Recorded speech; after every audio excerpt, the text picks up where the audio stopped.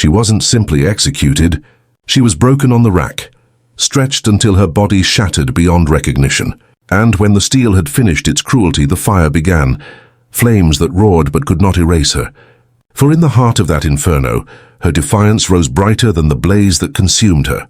History remembers countless deaths, but few linger like hers. This was no swift beheading, no clean strike of the axe, no silent disappearance into the night. This was spectacle, a punishment meant to terrify, to silence, to crush not just a woman, but the very idea of resistance itself. And yet what they created was not silence, but a legend. In 16th century England, whispers could kill. Belief itself could be a crime. In the shadow of Tudor power, torture was not only punishment but control. The rack stood as the symbol of authority, iron teeth grinding against human bone, stretching spirit and sinew until nothing was left but submission. For most it worked. For her it did not. When chains pulled, bones cracked like thunder in a storm. Flesh tore, joints split, the body unraveling piece by piece. But instead of the shrieks they wanted, they found defiance. Her silence became louder than screams. In that moment the rack failed. So they turned to fire. The pyre rose like a monument of cruelty, wood stacked high, pitch dripping. Fire was meant to erase, to consume every trace, leaving only ash and fear. But memory does not burn so easily. Witnesses whispered that even in the flames, her presence unsettled them. The blaze roared, yet her resistance roared louder. This was not merely execution, it was warning. It was empire against a single woman. And still, it could not silence her. She was meant to be forgotten. Instead, she became unforgettable. And this is where her tragedy begins. The story of Anne Askew did not begin in fire, nor in the dungeon where iron tore her body apart. It began in the quiet countryside of Lincolnshire, far from the roar of crowds and the smell of burning pitch. Born into a family of wealth and rank, Anne was expected to live the life of obedience designed for women of her station. But she carried within her something far more dangerous than beauty or wealth conviction. Anne was not content with silence. She read, she questioned, she studied scripture in English when the law still clung to the Latin tongue. To many this act seemed harmless. To the Crown and Church it was rebellion. For in the 16th century, belief itself was dangerous. A prayer could condemn you. A book could kill you. A whispered thought could place your body on the scaffold. England was a land divided. The break from Rome had left scars that bled through every household.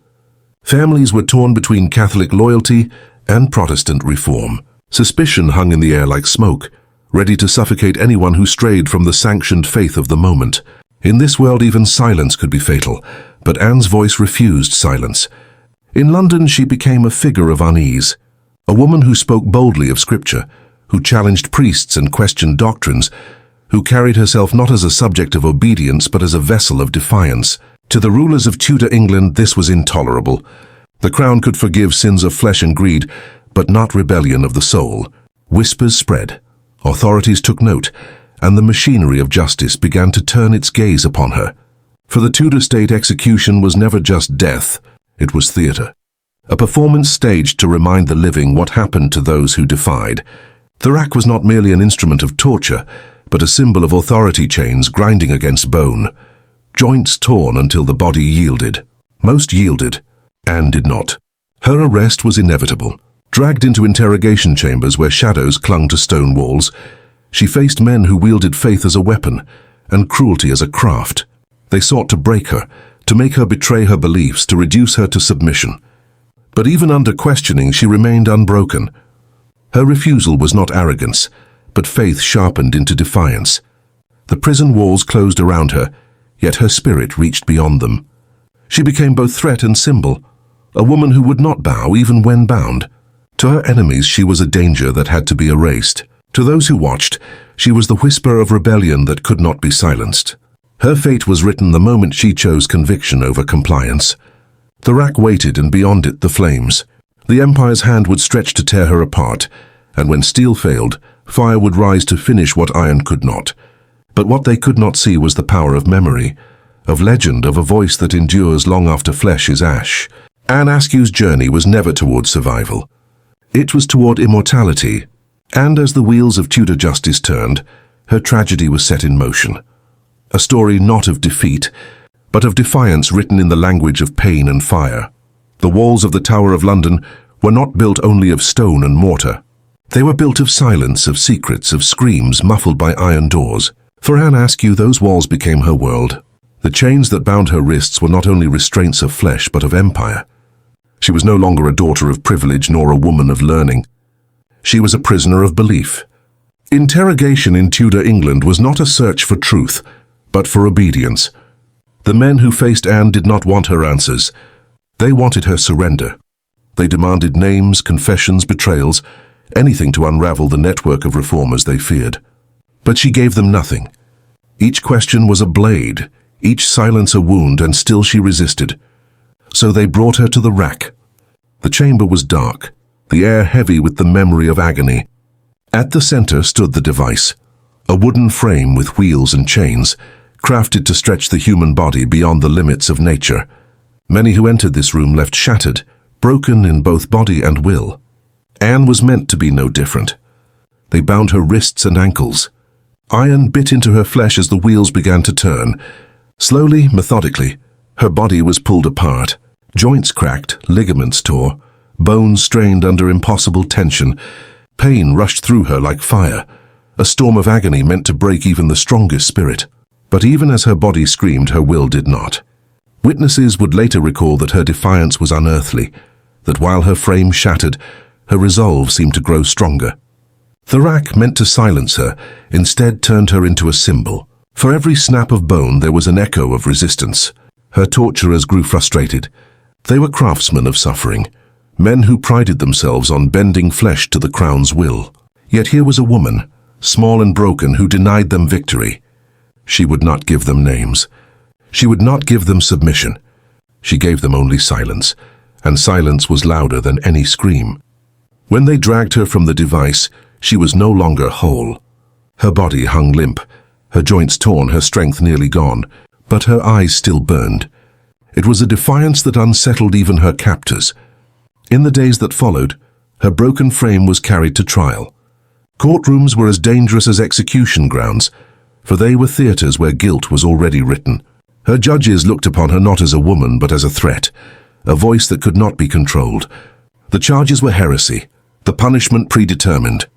The sentence was death, not swift, not merciful, but fire. They carried her to the place of execution on a chair, for she could no longer walk. The rack had stolen her movement, but not her resolve. Crowds gathered, drawn by curiosity, fear, and the morbid allure of watching the crown's justice unfold. Anne was displayed not as a prisoner, but as a warning. Yet warnings can backfire. What was meant to terrify instead inspired whispers. Here was a woman who had endured the rack, who faced the fire, and who still did not bow. Her executioners sought to erase her, but instead they magnified her. The fire that awaited her was no longer just punishment, it was transformation. Anne Askew had become more than flesh. She had become defiance incarnate. On the morning of her execution, the air itself seemed to tremble. Clouds hung heavy above London, and the streets filled with footsteps. Word had spread quickly a woman was to be burned. Not just any woman, but Anne Askew, the one who had defied the crown, defied the church, defied even the rack. She was carried to Smithfield in a chair, for her body could no longer bear its own weight. The rack had torn her limbs beyond repair, leaving her broken yet unbowed. As the crowd watched her arrival, a hush fell, and not out of mercy but awe. Few had seen someone survive such torture, and still speak with unwavering faith. The stake rose from the ground like a spear.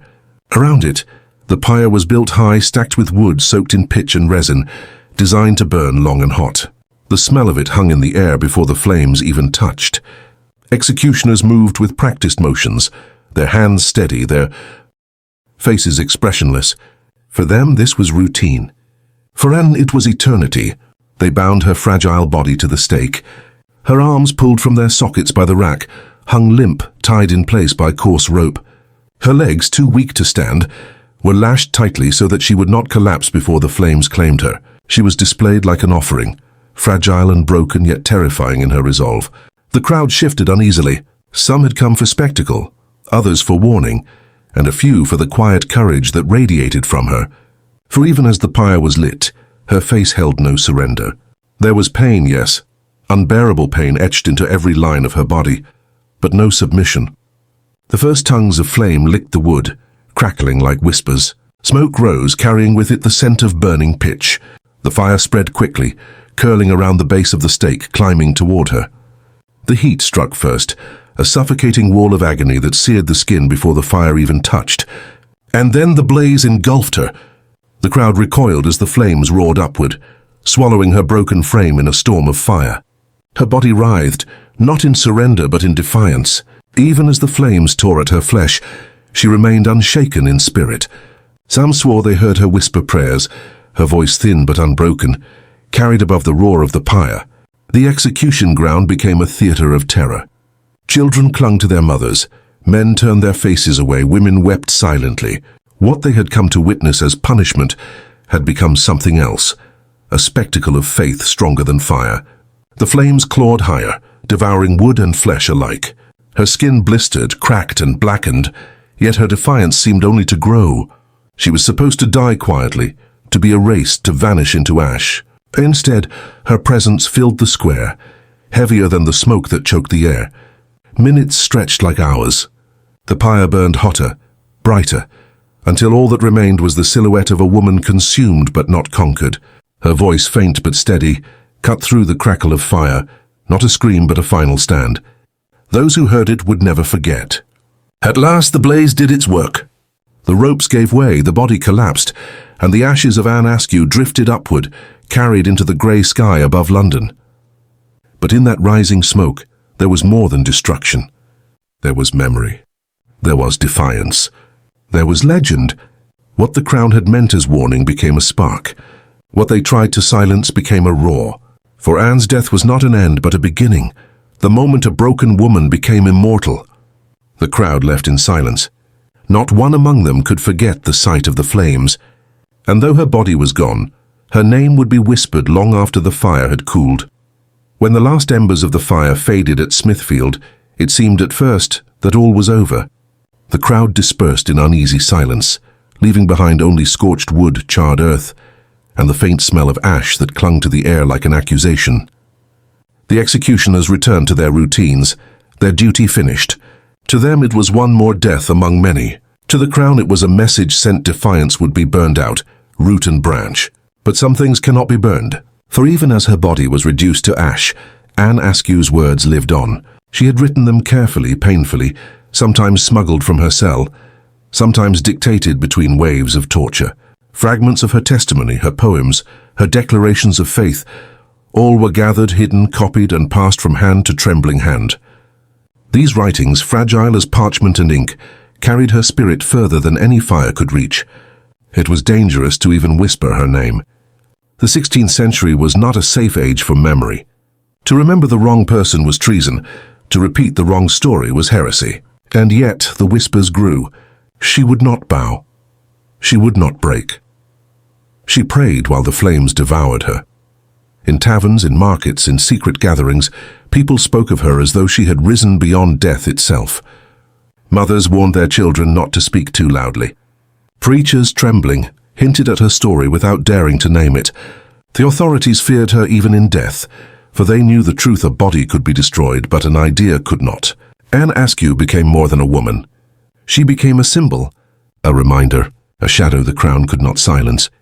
History, of course, is written by victors.